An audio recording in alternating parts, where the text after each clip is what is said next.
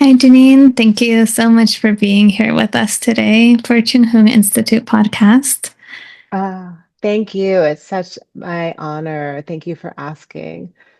Jeanine, you teach all over the country. I feel like I see Jeanine Canty, Dr. Jeanine Canty everywhere, all over the Wow. media. And I just would love if you could introduce yourself, tell us who you are, and maybe even share your new book, which is super Oh, exciting. And sure. Sure.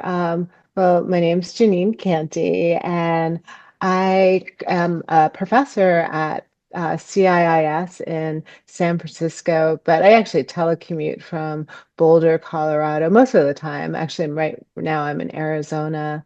And I am really immersed in transdisciplinary scholarship, and I straddle areas such as ecopsychology, transpersonal studies, ecological and social issues, as well as I'd say I like using the term Buddhist, definitely contemplative practice. And maybe my more of my root area is around transformative learning, transformative studies, and how adults can shift their perspectives to be more resilient.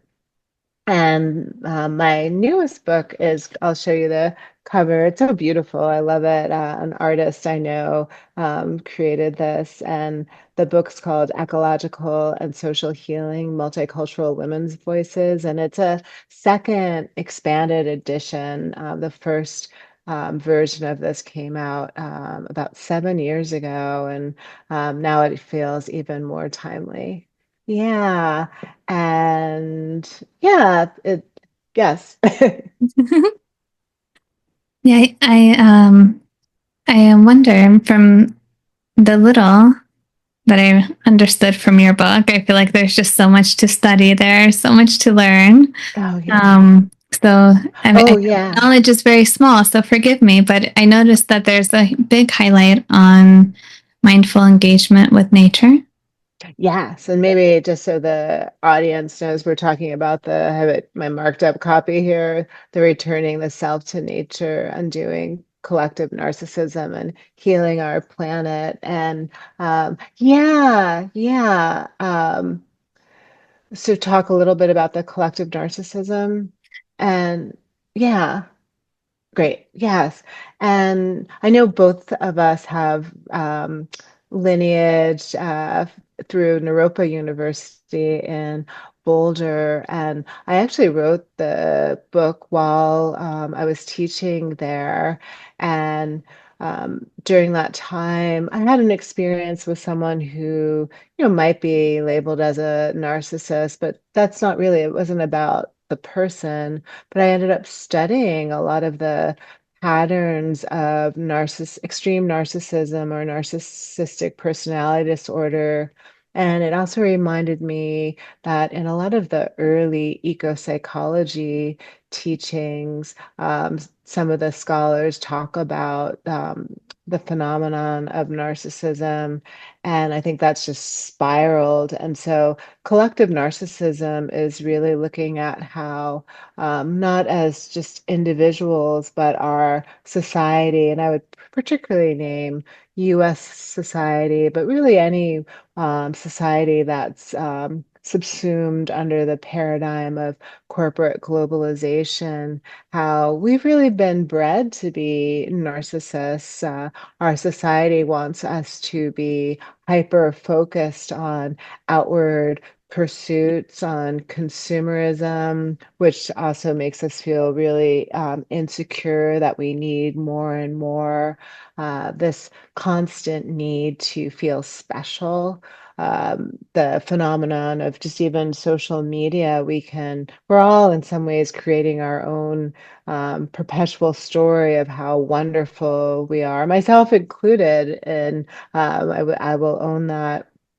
And we're just encouraged to do that, but it really has kind of hardwired, in some ways, our identity that we're always facing outward. And we do this in so many ways of having less empathy for others or compassion for others because we're so fixated in our own stories and our own thought processes. And there's a kind of a whole package of things that relate to that. And in being collective narcissists, well, the good thing is that none of us, most of us are not really um, extreme narcissists or classified with the narcissistic personality disorder, which is really just a very small percentage of the population. So we inherently can break out of that paradigm. And with collective narcissism as well, as I said, we have little compassion for other humans, but maybe more or equally importantly, is we have such little time and awareness of what's going on in the collective suffering of Earth. All sentient beings, the planet. And so just really looking at that phenomenon in our world. Yeah. I wonder how do we get out of that though? How do we really get out of collective narcissism when we look at the world and I mean, we look at Instagram, we look at Facebook, TikTok. I don't really know what everyone uses anymore these days. Right. Yeah. And everyone's like, look at me. I am so great. My life is so lovely. But then that's not the Yeah. reality. Right. Yeah. Well, and in some ways, I wrote this piece. It was a more of an academic piece than the book, the returning the self to nature. It's kind of the last kind of things that were almost too heady to include in that book, but I published it somewhere else, and it rooted around this idea from the founder of ecopsychology, Theodore Roszak, and he just has a little statement in one of his books that, you know, saying perhaps narcissism is in some way an evolutionary thing. And I said, oh, I don't know about that. But it actually, in some ways, made sense because prior to this, especially um, rooting back to all of our lineages as earth-based peoples, we were more about the collective, and so many cultures still are about, and we actually need to be about the collective, yet with our kind of the birth of our rational ego, self-conscious, conscious, and just being in the thinking order, we're really in eco psychology. We talk about this term arrested development, where really we're just babies and we're very immature because we have this new ability that we haven't integrated in our much longer lineage. And so Roszak was saying, and I've written about this in a different way, that perhaps we are all unique and special because, of course, we are. But most of us want to do that in a ranking order where we're more special and we're, higher, better, bigger, smarter, sexier, prettier, whatever it is. Yet, what if we can all be these kind of brilliant, bright stars, but in a whole sea of the sky? Or, I do an exercise around being a sunflower and then realizing, oh, I'm in a field of sunflowers and we're all radiant and brilliant. So, in terms of getting out of our collective narcissism, there's so many different kind of pathways, pattern breaking. One is, just what we're doing right now is in terms of having information and kind of unraveling that paradigm and being conscious and being critically reflective about how that relates to our larger society. And then, oh, how does that relate to me and my habits? In transformative learning, there's theory that talks about worldview construction and how our worldview it is comprised of two dimensions, and the first is a habit of mind, and the second is a resulting point of view. And the habit of mind is all of the ways that we've been conditioned, the things we've inherited. So maybe our gender, our race, our nationality, our political beliefs, the region we live in, our educational levels, and those are all valid descriptors of us, but we're much bigger, and our authentic selves are much bigger. And then the second dimension is the way we act out our habit of minds, all of our acculturations. And so as we do things to break those patterns. And so definitely information awareness is one practice, but as we know, the embodiment of that is even more important. So meditation is a wonderful way. Mindfulness is such a big term, but actually being able to inhabit our bodies, connect to our emotions, and really track more of our momentary experiences. I think it's important to note that narcissistic personality disorder, this collective meme, it results from having damaging experiences in early childhood. Through our primary caregivers, whether that's a parent or another adult or whoever raised us. And so, for someone who is really has narcissistic personality disorder, they had one of two faulty patterns. Object relations theory, or now we call more attachment theory, will speak to this, where we either had a parent who had excessive demands on us. And so we were always, trying to please them and kind of on pins and needles trying to please them. And then the other pattern is attention withdrawn too early. So the child just didn't never had their needs met because their primary caregiver was so busy or hyper focused on other things. And it doesn't matter which pattern, both result in damaged trust. And so, again, collectively, we don't actually have narcissistic personality disorder, but with collective narcissism, looking at how our trust has been damaged. And I take the that object relations theory and think about, and other eco-psychologists have, relate our primary caregiver as Mother Earth, which is really important. Yet in eco-psychology, we talk about how we've broken our connection to Earth, and we've pulled ourselves out of the reality that we're actually Earth beings, animals, and exert control over the earth and separate our psyches from earth.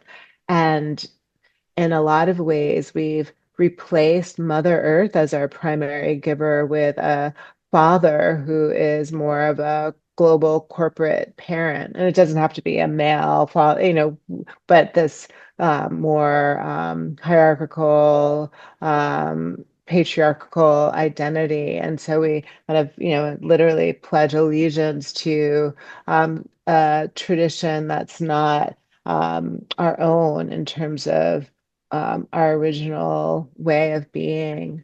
And that's actually another whole process with this. One of my favorite authors, Chalice Glendinning, who's a psychotherapist, and a lot of folks in eco psychology are aware of her work. And she's got a great book called My Name is Chalice, and I'm in Recovery from Western Civilization. It's a great one to read on a plane. But she has further developed this concept called the primal matrix, which is really building on the work of Christina and Stanislav Grof. And but it really looks at like what was our original intact relationship with nature.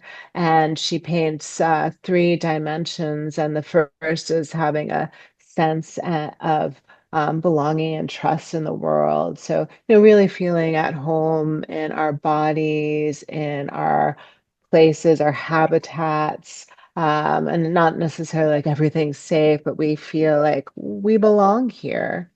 And then the second dimension is basically having a unique purpose in life, which is very different than just having a career, which hopefully they can intersect, but often we're conditioned to think we have to have these really awesome careers that bring us the biggest bank accounts. Yet, so many wisdom traditions talk about how we're born into this world with a gift to give, and that's really our unique calling. And it's really the task of the community to help us unfold that. And that's been lost so much in our current societies. And then the third dimension of that primal matrix is experiencing non-ordinary states of awareness.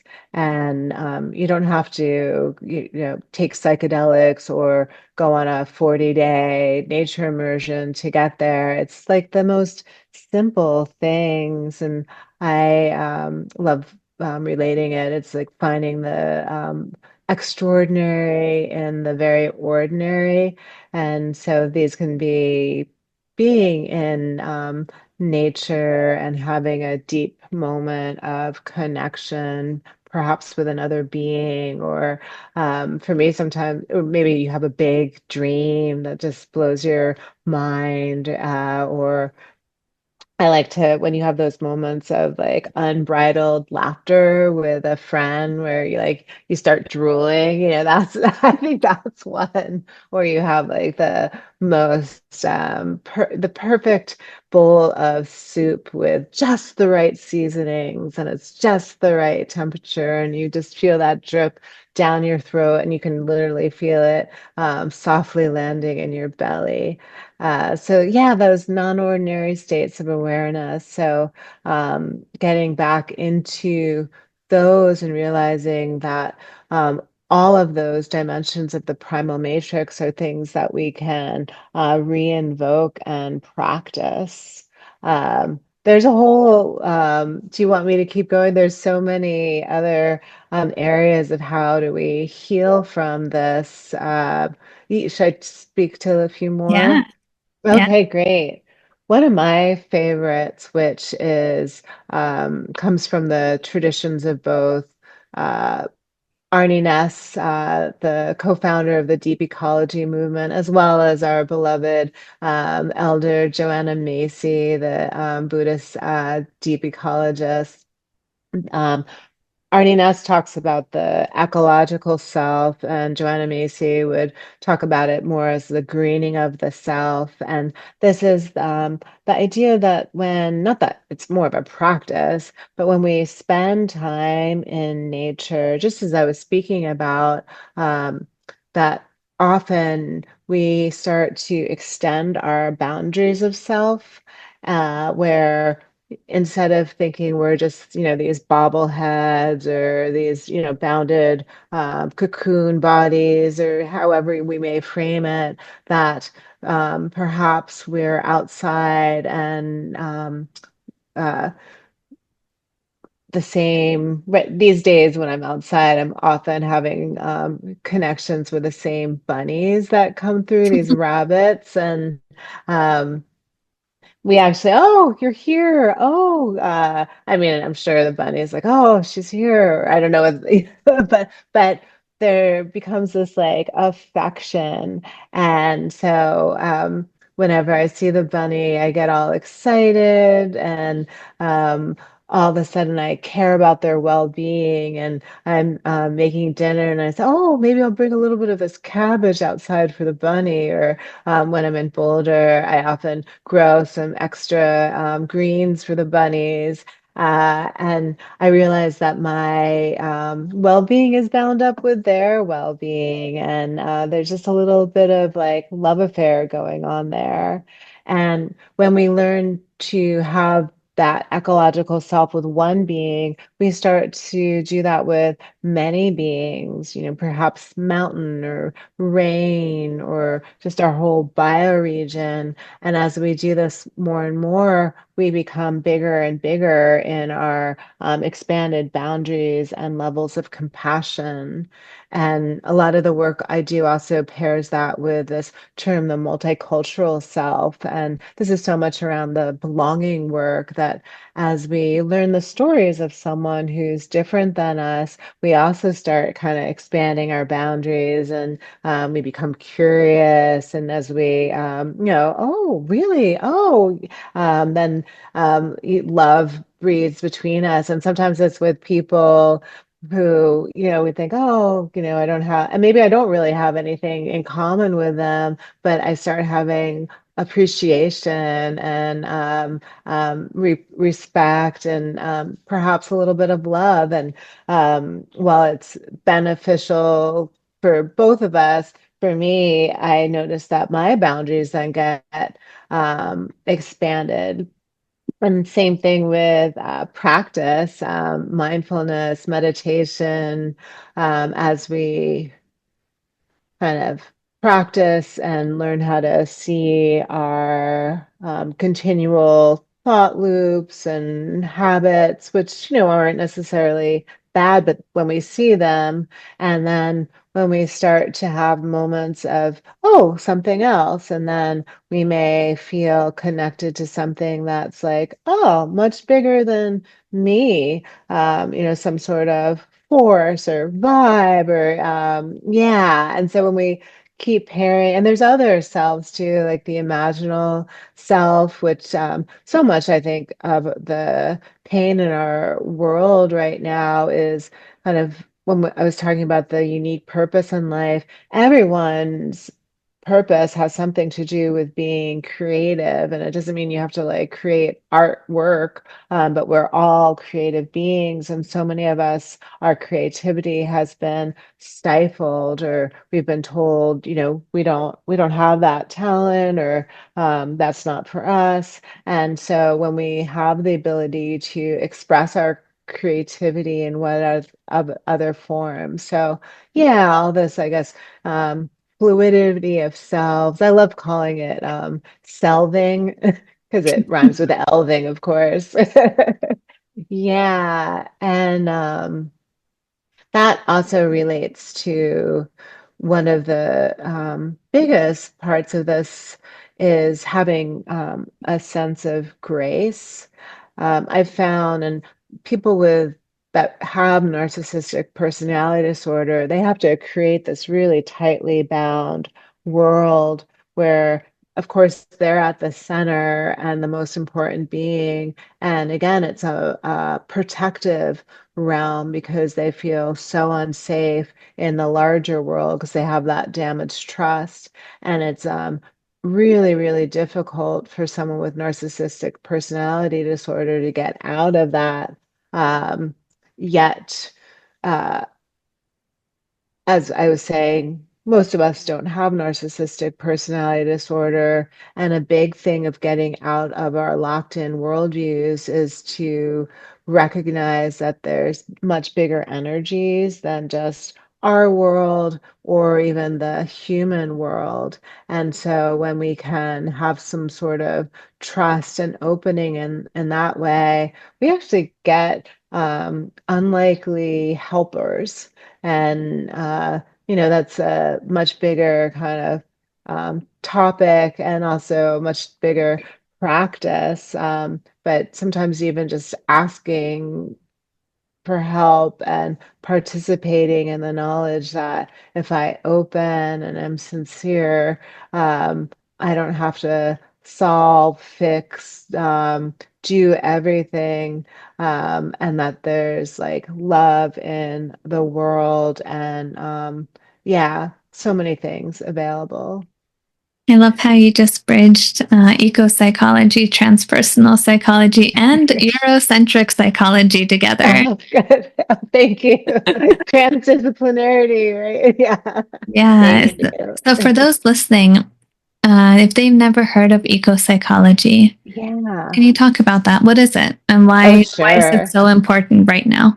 Yeah, and it really is so important. And the field itself really emerged in the 90s. And I always love when you read anything about eco-psychology, it often says it's an emerging field. I mean, and it is, it's still a baby in some ways. And I mentioned the father of eco-psychology, and the mother is of course the earth, but Theodore Roszak, he has a quote that says, once upon a time, everything was, basically eco-psychology, because indigenous wisdom is eco-psychology, or eco-psychology pulls from that in so many ways, but it's really addressing humans of Western civilization, and corporate global civilization, and how we've pulled our identities away from the living world, and really see ourselves as distinct and separate, and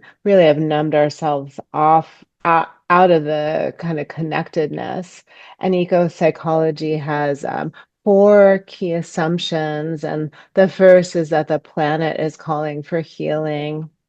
And I don't think I need to break that down. We have so many kind of statistics and phenomenon that we see in our world around climate crisis. And the second assumption is that humans are calling for healing. And I probably don't need to break that down either, but we have so much suffering in the world, from in just normal suffering, which we can probably agree that suffering, of course, is part of the human experience. But we actually have what John Powell would call surplus suffering, that we create with our systems so much excess suffering, when we see how much poverty there is in the world, or how many unhoused people there are in our society.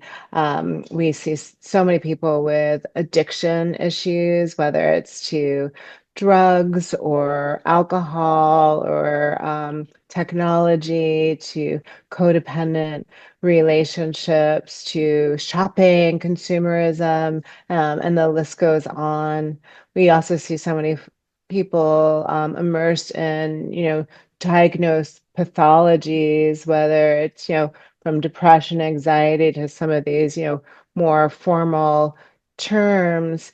And and the list goes on in terms of we can talk about racism, lash back about around certain groups and women, and LGBTQ populations, and so much there. And just really looking at how there's so much suffering in the world. And when we connect that to the first assumption, that the planet's calling for healing, and that people are calling for healing, that these aren't distinct phenomenon, they're totally interconnected.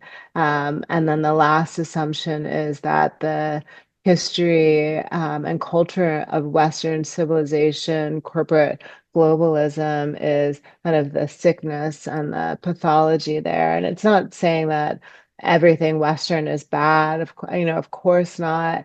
But this kind of over focus on the self, and the over focus on materialism, and this type of success, is really, in a lot of ways, killing people and the planet.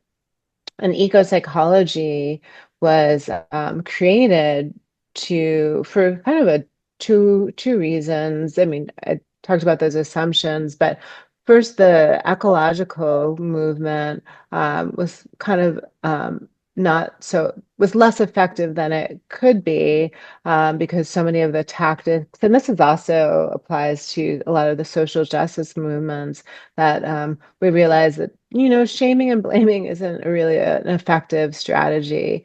I don't think anyone is like, I really change when someone shames and blames me. We tend to shut down. In transformative learning theory, we really talk about you can just go just past someone's edge of eff- efficacy, their comfort zone. So, turning on the full force fire hose with lots of statistics and demands isn't very effective. And so that the environmental movement could learn a lot from psychology and just developmental models and how you work with people and the emotional components to all of this and the psyche. And then the second kind of phenomenon reason eco-psychology is it's also a critique of mainstream psychology, which focuses so much just on the individual. So we may be experiencing all these, polycrises in the world, yet we can go to a one-on-one session with our therapist and they want to know more about your relationship with your parents, your partner, or, your just personal history. And it's like, well, wouldn't one be very ill if we take in all of the illness and suffering of the collective world? And that's for me actually one of the most beautiful parts of eco psychology and this work is in some ways it decouples the ideal of an opponent because when we assumption in there is that and Charles Glendenning talks about this and others that everyone under these systems are traumatized. We all have the pathology, so we have to look at one another with kind of new eyes of compassion. Like even the person who seems to be, benefiting so much from these structures and systems is actually quite wounded and suffering. So it's like, oh, okay. Yeah, yeah. Beautiful. And Jeanine, can you speak a little bit about your practice working through all of this, your Oh, yeah. personal practice, and kind of how you share that out with the world? Yeah, like what I do on the day to day. Oh, yeah, yeah. And And for yourself, right? For yourself, yeah, for the whole, for the collective. yeah. Gosh, I feel like I have so many things. Oh, definitely. I mean, I even just from when I wake up in the morning, because sometimes that's like a whole thing. Because I'm very into the dream world, and so that's maybe the last practice I do is really paying attention to my dreams and maybe some of the dreams that involved more of a collective message, especially when it's the kind of animal connections and other beings in the world. But just even waking up with as soon as like that list or just saying the word love, like and reminding myself that gosh, what a precious thing to be alive.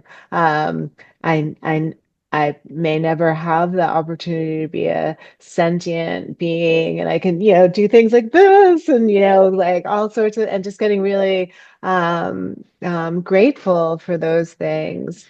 And I definitely, in terms of just making sure I have healthy sustenance, both food and the people and the experiences I immerse myself in. And I spend a lot of time, I'm a big kind of exercise person. I try not to do exercise where I can hurt myself, but like, making sure I go on a brisk walk every day. And while I'm on the walk, that I actually pay attention and let the experiences that are supposed to happen instead of just shutting down. I'm definitely a meditator. I try to do at least 20 minutes a day, with and I also don't shame and blame myself, but I actually really appreciate meditating outside and with my eyes open, not staring at any being, but just being kind of awake and alert and noticing what happens, or yeah, or just being part of what is happening, even if it seems like nothing. Um, Reading is important to me. And then relationships. All of us need to have community. And, love relationships are great, but I think the bigger relationships, whether it's with our families, but also our community, even our work communities, are so important. And being able to practice some of the skills that I speak of and I study and I've tried to not be an armchair academic where I know a bunch of stuff, but then I don't practice it. So there's meditation practice, but then just like stepping into the world with all those rich interaction. And we have so many opportunities these days for like, oh, okay. Yeah. So and I do a lot of yoga and I do actually. I mean, writing is a creative, dreaming is creative, and I also will. Yeah, I have a guitar and I like to sing, and yeah, oh, so many things. Yeah.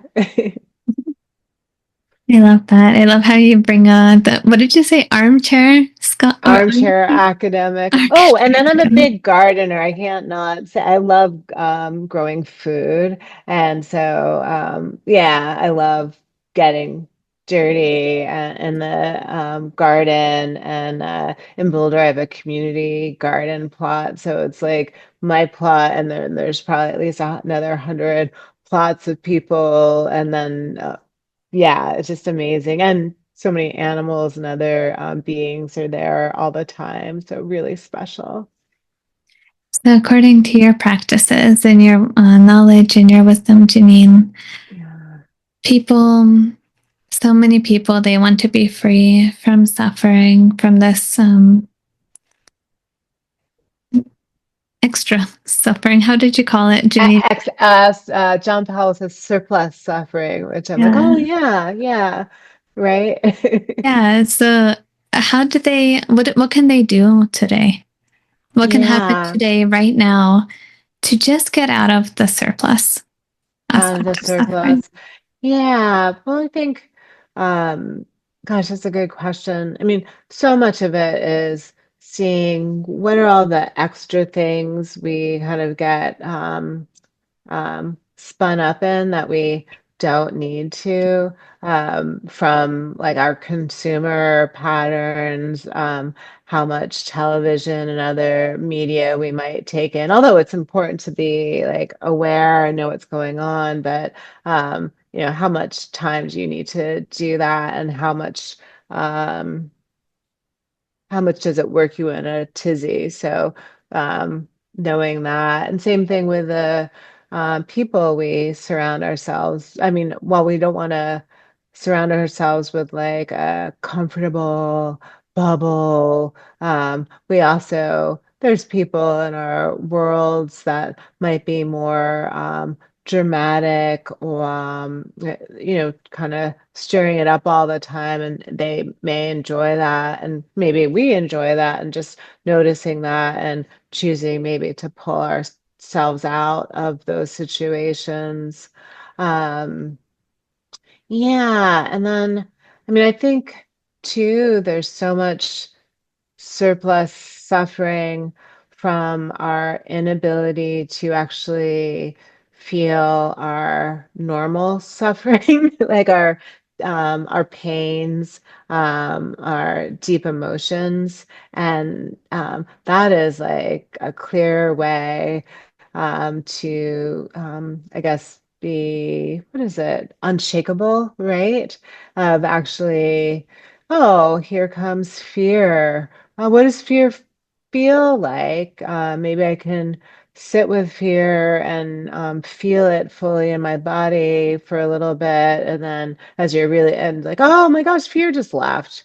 And same thing, like when I'm mad, instead of being like, oh, I'm so mad, I'm like, I mean, I am. I'm like, oh, I'm so mad. And I'm like, and I'm going to be good at being mad right now. And just like really let that burn through. And then it actually goes away. And same thing when I remember years and years ago, I have all these like cycles of heartbreak as one of my paths. I guess to everyone, Um, uh, but one time I had gone through a breakup and I was outside on my deck and I was, I'm glad I was outside crying, but I was crying and so sad. And all of a sudden, this like beautiful bluebird came by. And I'm crying. I'm like, you're so beautiful. And it's like, gosh, you're like ruining my sadness because you're so joyful.